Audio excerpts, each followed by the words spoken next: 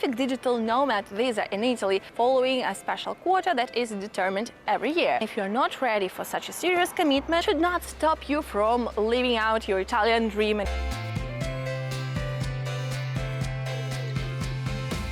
Hey friends, welcome to Dramatically Expatic.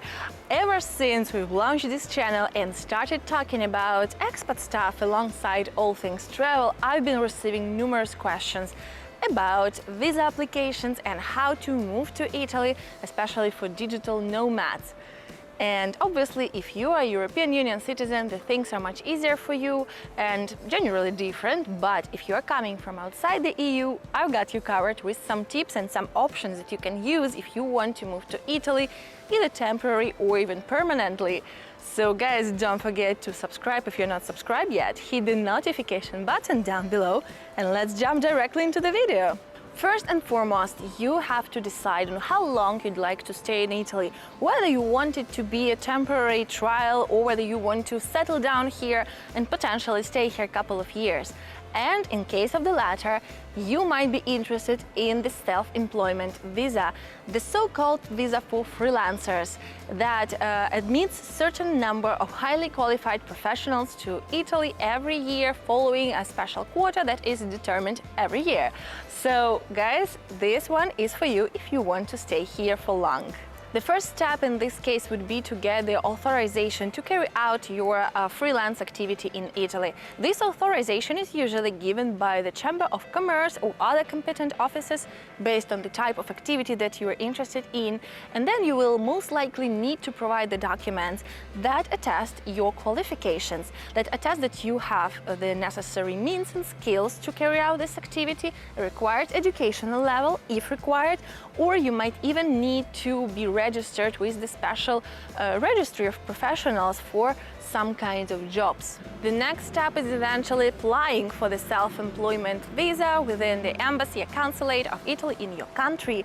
And then guys, it's super important, you have to apply for the residency permit based on the self-employment reasons within 8 days from your arrival to Italy. This is very, very important, so better go to the questura sooner than later, because this is really important that you respect this deadline. Also, these authorizations are usually given out for a maximum of 2 years with the possibility of renewal. So if you plan to stay in Italy for at least 2 years, it might make sense for you, and then you can eventually renew it and stay for longer. And guys, if you're seriously planning to move to Italy or maybe even already living here, make sure to check out my newsletter where I share the highlights of each month for the upcoming months in Italy with the best events, secret places, city itineraries, recipes, everything that you might be interested to know, so check the link in the description box and subscribe. There have been numerous talks about the digital nomad visa, as in the specific digital nomad visa in Italy. However, as for this day, nothing has been achieved yet, sadly. There have been numerous talks within the government, but there is still no concrete law allowing you to apply for this kind of visa and come here as a digital nomad in the quality of digital nomad.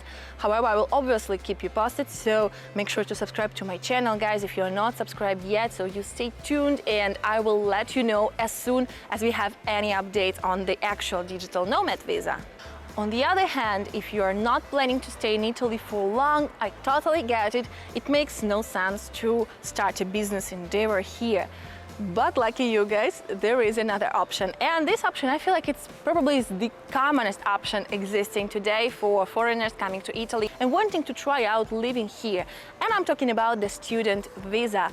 Well, I know that probably the first thing that comes to your mind would be the university, and if you're not ready for such a serious commitment, do not worry, because fortunately there are numerous language schools around Italy that will accept you for long-term courses, intensive courses, and many of my American friends, for example, have gone down this route as the best way to stay in Italy, say for up to a year. To apply for a student visa based on the language learning premises, you will have to show proof of enrollment into one of the accredited language schools in Italy, and your enrollment should be for an intensive course of at least 80 hours per month. which amounts to 20 hours per week, which amounts to approximately 4 hours per day, which is actually not that much. It's still a commitment, yes, but not as huge as the university, obviously, and you will still have plenty of time to explore and travel and walk around and discover Italy. And keep in mind, guys, that if you choose this option, as I said, it's still a commitment. You will have to attend at least 70% of all your classes. You will also need to fully pay the fees for your language school, and then you will need to show proof of accommodation, which could be a rental contract, or in case if you're staying with friends or family, it should be an official invitation. Then you will need to show proof that you have the financial means to support yourself while staying in Italy, which usually amounts to 500 euros per each month of your stay here, and this could be shown by either providing the consulate with the bank statement of the last 3 months, your own bank statement, or your parents' bank statement if you're underage, or anything else. So these are the main things that you need to prepare and provide in order to apply for this kind of visa. You should absolutely not forget about the travel insurance, which is crucial, and of course make sure to double check all your documents and ensure that your passport and other documents are not expiring anytime soon when applying for these kinds of visa, or any type of visa, to be honest.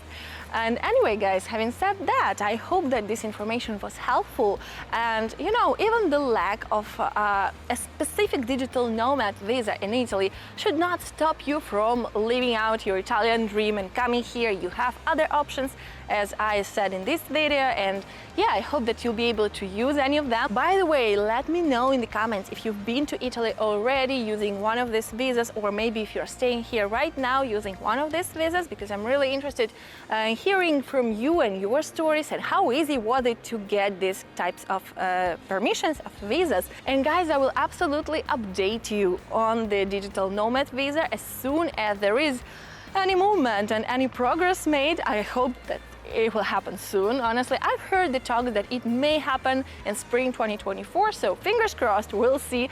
And once again, I remind you to subscribe if you want to stay updated, and also if you want to learn more about life in Italy and traveling, because you know, I have a lot of travel inspiration for you on my channel, so check out my other videos.